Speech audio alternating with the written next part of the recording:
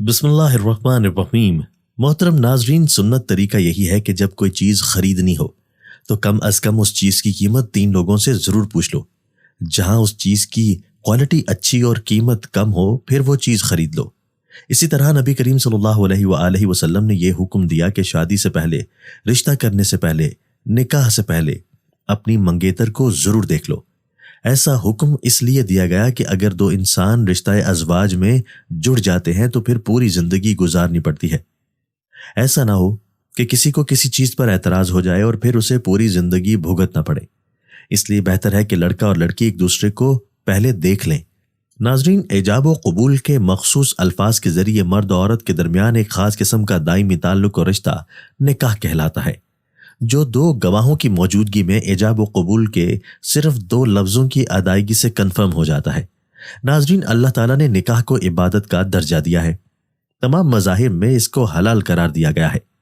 अल्लाह तबारक व तआला ने कुरान मजीद में और अपने आखिरी पैगंबर हजरत मोहम्मद मुस्तफ़ा सल्लल्लाहु अलैहि वसल्लम की ज़बानी जा बजा निकाह के लिए अपने बंदों को तरगीब दी। मोहतरम नाजरीन, निकाह अल्लाह ताला की बहुत बड़ी नेमत है। निकाह करने से दीन और दुनिया दोनों के काम दुरुस्त हो जाते हैं और इसमें बहुत फायदे और बेइंतहा मसलिहतें हैं। आदमी गुनाह से बचता है, दिल ठिकाने लग जाता है और जो असल हाल मकसूद है यानी राहत और बेफिक्री, वो उस मर्द को नसीब नहीं होती जिसकी बीवी ना हो, और उस औरत को भी राहत नसीब नहीं होती जिसका खाविंद ना हो। इसलिए माल होने के बावजूद शादी ना करने वाले मर्द और औरत को हदीस में मस्कीन से तशबीह दी गई है। नबी करीम सल्लल्लाहु अलैहि वसल्लम ने इरशाद फरमाया, मस्कीन है वो मर्द जिसकी बीवी ना हो। लोगों ने अर्ज किया, अगरचे वो बहुत माल वाला हो तब भी वो मस्कीन है? तो नबी करीम सल्लल्लाहु अलैहि वसल्लम ने फरमाया, हाँ, अगरचे वो बहुत माल वाला हो। फिर फरमाया, मस्कीन है वो औरत जिसका खाविंद ना हो। लोगों ने अर्ज किया, अगरचे बहुत मालदार हो तब भी वो मस्कीन है? तो रसूलुल्लाह सल्लल्लाहु अलैहि वसल्लम ने फरमाया, हाँ, अगरचे माल वाला हो। निकाह के बेहद फवायद और फजाइल हैं, जिनमें से चंद ये हैं। हजरत आयशा रज़ी अल्लाह ताला अन्हा से रिवायत है कि नबी करीम सल्लल्लाहु अलैहि वसल्लम ने फरमाया कि निकाह करना मेरी सुन्नत में से है और जो मेरी सुन्नत पर अमल ना करे वो मुझसे नहीं। और फरमाया कि निकाह करो, बेशक मैं अपनी उम्मत की कसरत पर दूसरी उम्मतों के मुकाबला में फख्र करूंगा। और जो शख्स साहिब इस्तात हो वो निकाह करे, और जो शख्स इस्तात ना रखता हो यानी जो गरीब हो, निकाह करने की ताकत ना रखता हो, वो रोजे रखे। रोजा कुव्वते शहबानिया को तोड़ने वाला है। नबी करीम सल्लल्लाहु अलैहि वसल्लम ने इरशाद फरमाया कि 4 चीजें अनबिया की सुन्नत में से हैं: हया, खुशबू, मिसवाक और निकाह करना। हजरत अब्दुल्ला बिन उमर रज़ी अल्लाह ताला अन्हो से रिवायत है कि नबी करीम सल्लल्लाहु अलैहि वसल्लम ने फरमाया कि दुनिया में काम आने वाली चीज यह है कि दुनिया की हर चीजों में से नेक औरत से अफजल कोई सामान नहीं। मोहतरम नाजरीन, आमतौर पर निकाह से पहले मंगनी की जाती है। शरीयत में मंगनी शादी के पैगाम को कहते हैं कि मर्द औरत से शादी करने का पैगाम दे। नबी करीम सल्लल्लाहु अलैहि वसल्लम से भी साबित है कि उन्होंने हजरत आयशा रज़ी अल्लाह ताला अन्हा को शादी का पैगाम दिया था और उनसे मंगनी की थी। आजकल के दौर में देखा जाता है कि जब भी 2 फरीक या 2 इदारा या 2 महकमा में मुआहिदा होता है तो आपस में मुलाकात करते हैं। मंगनी की रस्म भी सदियों से है, ताहम शक्ल मुख्तलिफ रही होगी। इसकी हिकमत एक दूसरे को कायदे से जान लेना है। इसका फायदा यह है कि फरीकैन को करीब से देखकर शादी का मामला तय करना या इनकार करने में आसानी पैदा हो जाती है। मुगैरा बिन शैबा रज़ी अल्लाह ताला अन्हो बयान करते हैं कि मैंने एक औरत से मंगनी की तो नबी करीम सल्लल्लाहु अलैहि वसल्लम फरमाने लगे, जाओ उसे जाकर देखो, क्योंकि ऐसा करना तुम दोनों के माबैन ज्यादा इस्तक़रार का बाइस बनेगा। हजरत जाबिर रज़ी अल्लाह ताला अन्हु बयान करते हैं कि नबी करीम सल्लल्लाहु अलैहि वसल्लम ने फरमाया, जब तुम में से कोई एक किसी औरत से मंगनी करे तो अगर उसकी उन खूबियों को देख सकता हो जो उसे निकाह पर माइल करें तो जरूर ऐसा करे। हजरत जाबिर रज़ी अल्लाह ताला अन्हु कहते हैं कि मैंने एक लड़की से मंगनी की और मैं उसे देखने के लिए छुप जाया करता था, हत्ता कि मैंने उसका वो कुछ देखा जिसने मुझे निकाह की दावत दी तो मैंने उससे शादी कर ली।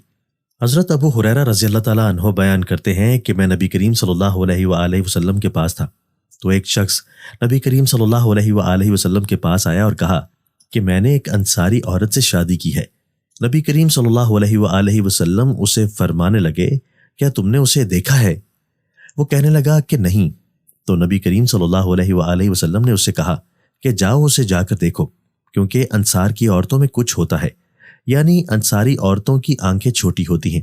منگیتر کو دیکھنے کی حد میں امام شافعی رحمۃ اللہ علیہ کہتے ہیں کہ جب مرد کسی عورت سے شادی کرنا چاہے اس کے لیے عورت کو بغیر اوڑھنی کے دیکھنا جائز نہیں۔ ہاں، اس کا سر ڈھانپے ہونے کی شکل میں صرف چہرہ اور ہاتھ اس کی اجازت کے بغیر بھی دیکھ سکتا، یعنی چھپ کر۔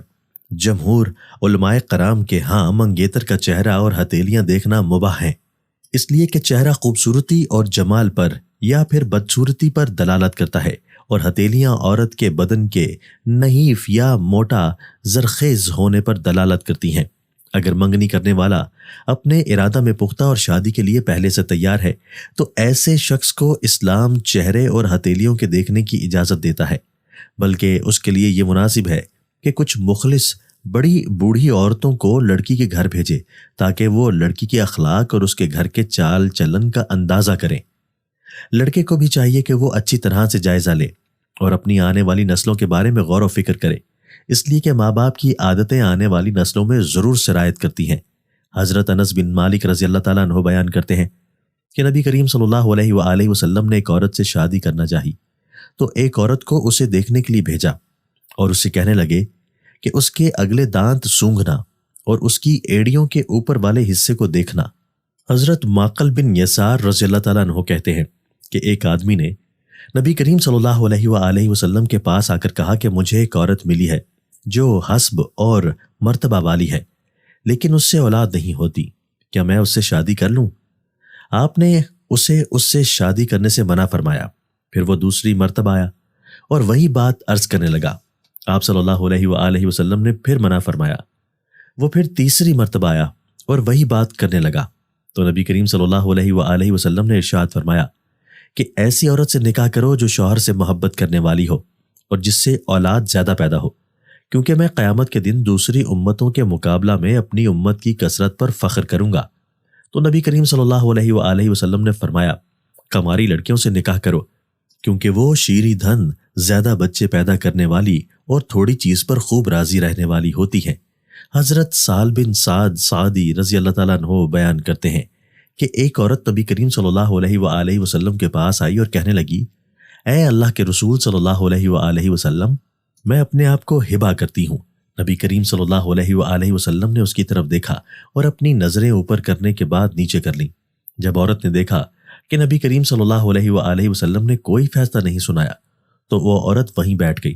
تو اس وقت صحابہ کرام رضوان اللہ علیہم اجمعین میں سے ایک صحابی رضی اللہ تعالیٰ عنہ کھڑے ہوئے اور عرض کرنے لگے، اے اللہ کے رسول صلی اللہ علیہ وآلہ وسلم، اگر آپ کو اس عورت کی ضرورت نہیں ہے تو میرے ساتھ اس کی شادی کروا دیں۔